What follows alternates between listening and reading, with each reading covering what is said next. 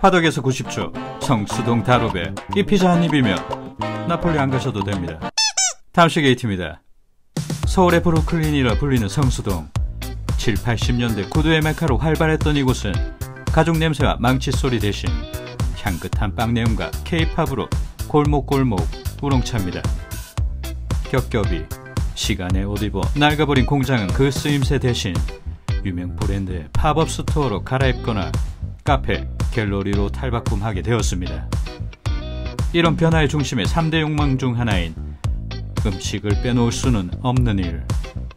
공간의 변화는 요식 업계에도 풍요로움을 선사하였고, 오늘 그 변화의 풍요로움 속 나폴리 피자의 정통성 지키고 있는 곳으로 발길을 옮겨봅니다. 뚝섬역 1번 출구에서 287m 448걸음 도보 5분 거리에 위치한 성수동 다로베. 몇 해 전부터 급부상 중인 이태리식 피자가 있기 전 우리는 피자헛이나 도미노 등 미국식 두툼한 피자에 입맛 길들여져 있었습니다. 하지만 갖은 고명에 날이 갈수록 헤비해지는 미국식은 도태되기 시작하였고, 얇은 도우에 담백한 맛 일품인 나폴리 피자는 그렇게 우리의 곁으로 스며들어 왔습니다. 400도씨 넘는 높은 온도 화덕에서 90초 만에 빠르게 승부 보는 나폴리의 그것은 변화의 중심 성수동에서 가장 이태리스럽게 타오르고 있으니, 오늘 성수동 피자의 대명사격인 다로베에 입장해봅니다. 평일 오후 4시 30분, 중간에 휴식시간 마치는 5시까지는 30분의 여분이 있는 상황. 다행히 정문통에 한기통이 놓인 캐치테이블 예약 상황은 제로인 상태. 서두르지 않고 차분히 예약을 진행시켜봅니다. 부여받은 번호 29. 오전의 일과는 28팀으로 마무리되었나 봅니다. 떠버린 시간은 하이에나의 심정으로 어슬렁 두리번 거려봅니다. 4시 50분에 들려오는 카톡의 알림에 서둘러 회기. 이태리의 어느 골목에서 들렸던 피제리아스러운 홀즈나 화덕 근처 2인 좌석 꿰차고 주문을 외칠 시간입니다. 이태원어 메뉴 마리나라 19,000원, 다로베 28,000원 끝. 피자에 배석되어 있는 피클이나 뿌려먹는 치즈 등은 없습니다. 필요시 메뉴에서 주문할 수 있네요.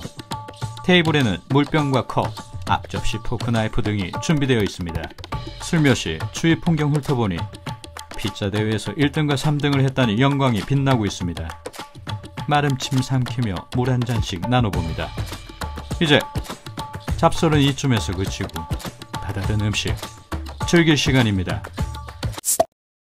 마리나라. 이태리의 피자는 크게 두툼한 도우, 쫄깃한 식감에 고온의 화덕에서 빨리 구워낸 나폴리식과 도우가 얇고 바삭한 식감이 특징이며 나폴리에 비해 캐주얼한 로마식으로 나뉩니다. 오늘의 다로베는 나폴리식의 피자를 구워내는 곳. 나폴리 피자라 불리기 위해서는 지켜야 할 철칙이 존재하는데, 첫째, 화덕에서 참나무 장작을 떼야 하고, 둘째, 485도씨 온도에서 60에서 90초 사이 구워내야 하며, 셋째, 반죽은 오로지 손으로만, 넷째, 코르니초네는 잘 부풀어 올라 레오파드 같은 검은 반점이 형성되어야 합니다. 다섯째, 재료는 토마토 소스, 모짜렐라 치즈, 바질, 엑스트라 버진 올리브 오일 등 정해진 재료를 사용해야 하며, 여섯째, 완성된 피자는 35cm를 넘으면 안 되며, 일곱 번째, 쫄깃하며 부드러워 반으로 접어 먹을 수 있는 식감이어야 한답니다. 위 까다로운 규칙을 지켜야만 베라피자 나폴레타나 협회가 인정하는 나폴리의 그것이 되는 것입니다. 암튼 주문한 생맥주가 캔 모양 잔에 시원하게 전달되고, 주문 10분 정도 후 고대하던 마리나라가 등장합니다.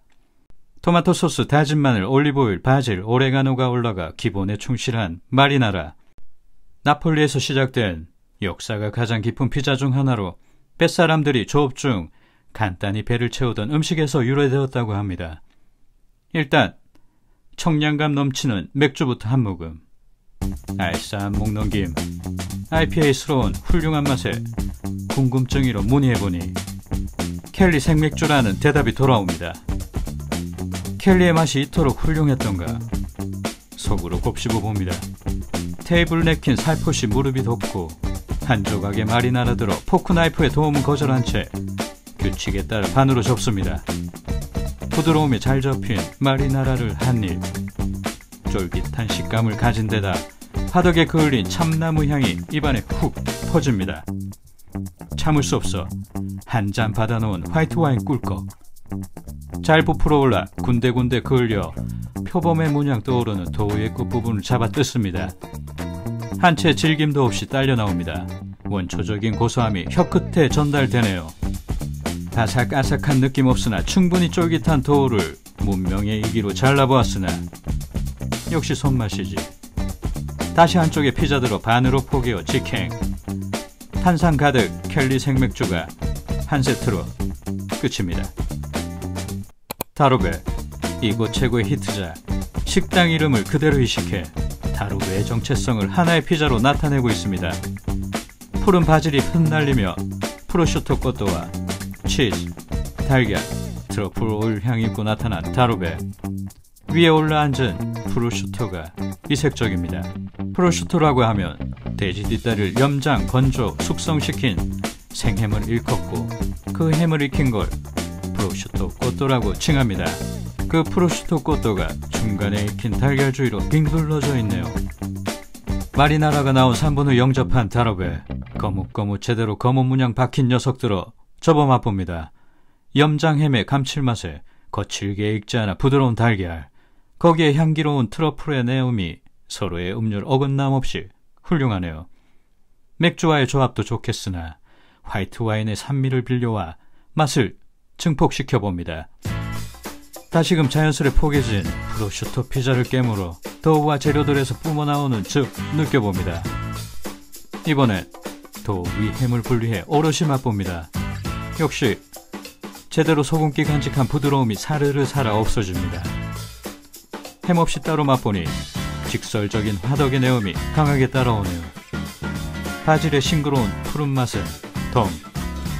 서로의 피자 한 판씩 껴안고 맥주와 와인 구분 없이 나누다 비어가는 시간에 다시금 한 잔 더해 오손도손 나누는 지금의 시간이 행복이라 말할 수 있겠습니다.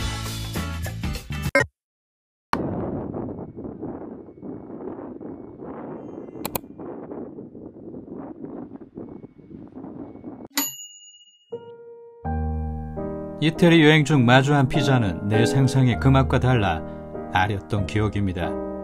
그 추억 제대로 보정받았으니 다름 아닌 다로베.